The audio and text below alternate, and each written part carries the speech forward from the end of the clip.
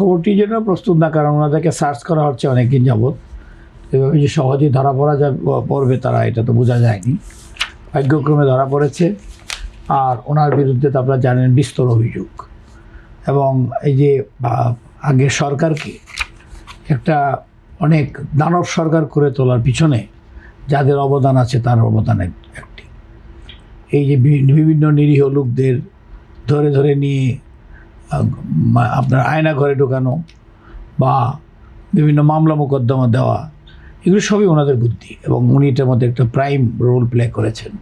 তার সঙ্গে ছিলেন ঢাকা ডিএমপির আসাদুজ্জামান খান, উনিও ছিলেন, এবং এরা মিলেই আমি নিজের জন্য একটু ভুক্তভোগী, আপনি জানেন।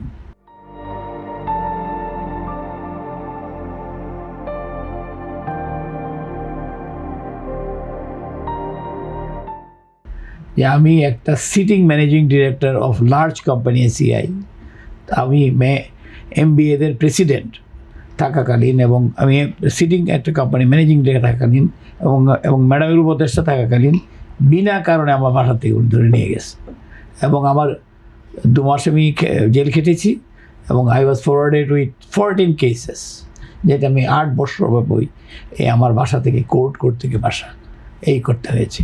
এরকম হাজার হাজার লোকের ওনার নির্দেশেই ধরে নিয়ে গেছে, ওনার নির্দেশে। এবং ধরা আমার লোকজন যখন গিয়েছে আসাদুজ্জামান সাহেবের কাছে, ডিএমপির কাছে, উনি বলছেন না, এই লোক তো, ওনাকে ছাড়া যাবে না, he is one of the most wanted 23 people. তারপরে আমাকে তো রিমাইন্ডারে নিয়েছে, এবং খালি একই প্রশ্ন যে আমি কি বুদ্ধি দেই আর তারেক রহমান সাহেবের সঙ্গে আমার কী রিলেশনস, এইটুকুই। কারণ আমি আমার চেয়ারম্যানের জন্য, তখনকার ভারপ্রাপ্ত চেয়ারম্যান, তার বিভিন্ন দিক নির্দেশনাগুলো আমরা এমবিএ ফোরাম থেকে মানুষের কাছে তুলে ধরতাম।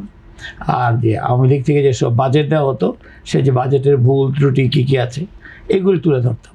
এটা ডিজিএফআই, এনএসআই এরা আমাকে মানা করেছিল যে এগুলি করেন না, তা আমি শুনি নাই, কারণ আমাকে তো শুনতে হবে, কারণ আমি স্বাধীন দেশ, ভুল ত্রুটি গভর্নমেন্টের তো আমরা ধরিয়ে দিব। তো এইসব কারণে আমাকে নিয়ে গেছিল, এবং এটা কিন্তু আমার জন্য না। আপনি জানেন বাংলাদেশে বহু মানুষ বিএনপি যারা করতো, তারা গ্রামে গঞ্জে বাড়িতে থাকতে পারে নাই এই পুলিশ বাহিনীর জন্য।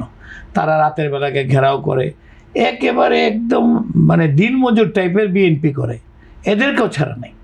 এরা মানে ক্ষেতের আইলে বা আত্মীয় স্বজনের বাড়িতে কতদিন থাকা যায়, মানে যাদের কারণে সাধারণ রাজনৈতিক নেতা কর্মীরা নিগৃহীত হয়েছে, তার মধ্যে উনি একদম এক নম্বর ব্যক্তি। তাছাড়া তার আর্থিক মানে দুর্নীতি এবং যা করেছে, এটা তোর বলার কোনো অপেক্ষা রাখে না। একটা আইজি এরকম করে করতে পারে, বলেন, দেশের তো একটা সে সেবক, তারপরে তো তার ভাব দেখে তো মনে হতো যে সেবক না, সেই দেশের রাজা মহারাজা।